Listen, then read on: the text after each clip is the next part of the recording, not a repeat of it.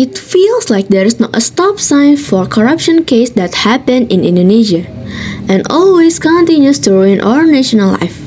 Recently, again and again, Indonesia need to face a corruption scandal that caused a loss of country's finances that reached 16.9 billion US dollar or 271 trillion rupiah. The highlight from this scandal is the suspect, which is actress Sandra Dewi's husband, Harvey Muiz. Besides that, there's Helena Lim, a crazy rich from Pantai Indah Kapuk, who is also became the suspect, and 16 other people.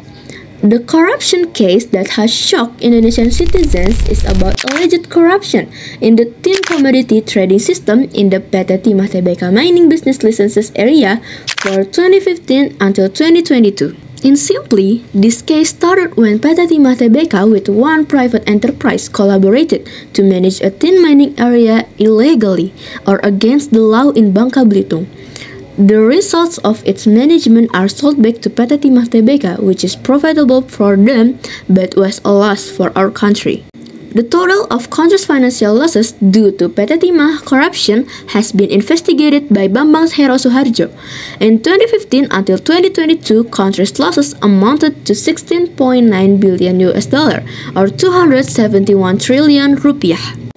This calculation includes environmental losses of $9.8 billion, environmental economic losses of $3.7 billion, environmental restoration costs of $312 million, and last, losses outside the forest areas of $2.9 billion. This case is the largest loss ever borne by Indonesia.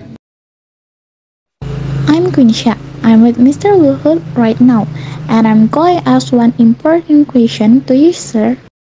What do you think about the 271 trillion corruption case, and what's your solution? Recently, I was pursuing the Ministry of Energy and Mineral Resources, so the SDM system is completed. For that, later we will turn the tin into the system immediately.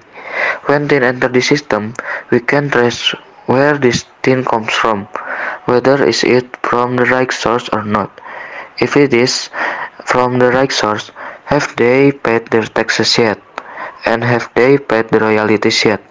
This has an impact on state revenues, and automatically the system can block. They can export if they haven't completed their obligation. Okay, thank you, Mr. Luhut, for your answer. Back to the studio.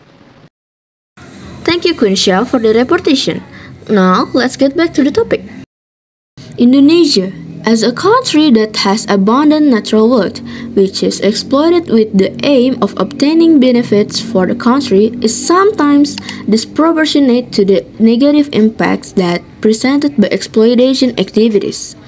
Many studies state that resource loss is caused by bad management of natural resources, including those corruption scandals.